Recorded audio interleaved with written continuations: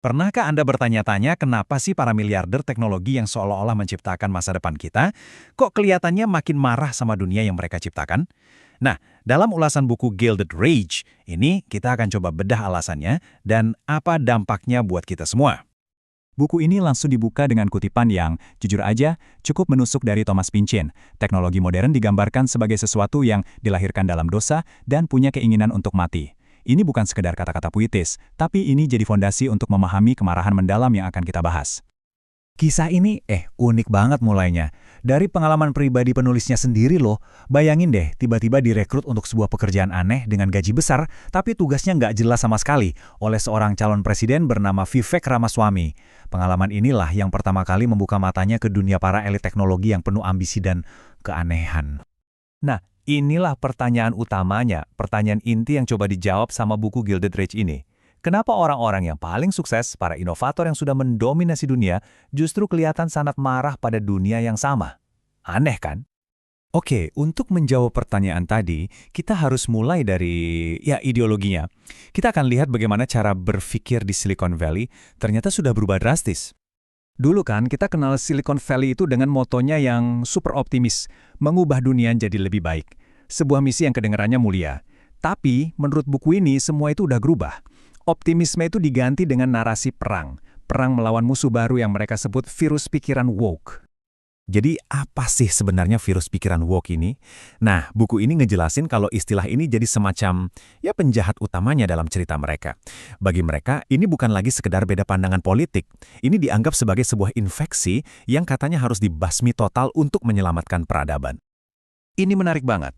Jadi, menurut mereka, pertarungannya itu bukan lagi soal politik biasa, bukan Demokrat lawan Republik.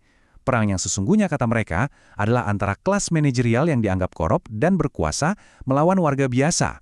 Dan tentu saja, mereka memposisikan diri sebagai pahlawan bagi warga biasa. Tentu saja, sebuah ideologi baru yang reaksioner ini nggak muncul gitu aja dari ruang hampa kan? Buku ini nunjukin ada dua mesin penggerak utamanya di balik semua ini, yaitu uang dan kekuasaan. Mesin yang pertama itu, simpelnya duit. Tepatnya periode uang gratis yang luar biasa.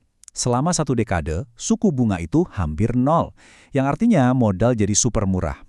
Inilah yang menciptakan ledakan kekayaan yang luar biasa dan menurut buku ini juga menumbuhkan rasa bahwa mereka lebih superior dan berhak mengatur segalanya.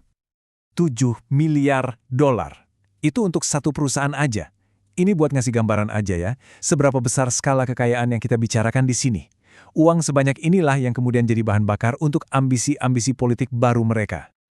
Oke, selain uang, ada mesin penggerak kedua yang nggak kalah penting, yaitu hubungan yang makin mesra dengan kekuatan militer Amerika Serikat. Ini adalah aliansi yang sangat menguntungkan dan tentunya sangat kuat. Dan hubungan ini tuh bukan barang baru loh. Kalau kita lihat jejaknya, akarnya itu udah ada sejak zaman Perang Dingin. Terus berlanjut di tahun 2000-an saat CIA berinvestasi di startup teknologi. Makin dalam lagi di era Obama. Sampai sekarang di era Trump dan Biden, hubungan ini jadi makin resmi dan bipartisan. Jadi, kita udah punya ideologi baru, didanai uang yang melimpah, dan didukung oleh koneksi militer. Terus, apa yang mereka lakukan dengan semua itu? Jawabannya, wow! Mereka mencoba membangun realitas mereka sendiri, secara harfiah, dimulai dengan membangun kota-kota impian mereka. Contohnya banyak banget. Ada proyek Prospera di Honduras, yang intinya mau bikin zona otonom sendiri dengan aturan sendiri. Terus ada Elon Musk yang bangun kota perusahaan sendiri di Texas untuk para karyawannya. Sampai ada proyek super rahasia di California untuk membangun kota baru dari nol. Intinya sama, kabur dari masyarakat yang ada dan bikin versi mereka sendiri. Tapi dari semua itu, proyek yang paling gila-gilaan seperti yang dibahas di buku ini justru terjadi di halaman belakang mereka sendiri, di California. Sebuah proyek super rahasia yang disebut California Forever. Dan coba tebak siapa aja yang ada di belakangnya. Nama-namanya bukan kaleng-kaleng. Ada Mark Andreessen dari A16Z, ada Laurene Powell Jobs, para pendiri Stripe, sampai co-founder LinkedIn, Reid Hoffman. Ini bukan cuma investor, tapi arsitek dunia teknologi modern yang kita kenal, dan mereka semua punya visi sendiri untuk kota baru ini. Tapi, yang namanya juga proyek raksasa, pasti ada masalahnya. Buku ini melaporkan kalau cara-cara mereka, termasuk sampai nuntut peternak lokal senilai 510 juta dolar, ya jelas bikin warga sekitar marah besar. Upaya membangun utopia baru ini justru dimulai dengan konflik. Oke, membangun kota sendiri itu udah ambisius, tapi ternyata itu baru permulaan. Semua benang merah yang kita bahas, ideologi, uang, kekuasaan, ternyata ujung-ujungnya mengarah ke satu target yang jauh lebih besar, mengubah total pemerintah Amerika Serikat. Dan menurut buku ini, aliansi kekuatan baru ini udah merapat ke Donald Trump. Rencananya, benar-benar radikal. Mereka mau bikin satu departemen pemerintah baru yang super kuat kalau Trump terpilih lagi. Rencananya bahkan udah ada langkah-langkahnya yang di buku ini dijuluki DOGE.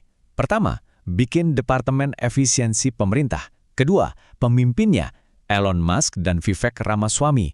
Ketiga, merekomendasikan pemotongan anggaran gila-gilaan. Dan tujuan akhirnya, memangkas 75% pegawai federal. Ini bukan reformasi, ini perombakan total. Biar kebayang skalanya ya, usulan pemotongan 2 triliun dolar ini itu lebih besar dari semua anggaran belanja pemerintah AS yang sifatnya diskresioner dalam setahun. Kebayang nggak? Ini artinya hampir semua layanan publik yang kita kenal bisa lumpuh. Jadi pada akhirnya, buku Gilded Rage ini meninggalkan kita dengan satu pertanyaan yang cukup bikin merinding. Kalau para arsitek yang membangun dunia digital kita ternyata semarah ini, kira-kira masa depan seperti apa sih yang lagi mereka rancang buat kita semua? Pertanyaan itulah yang jadi taruhannya.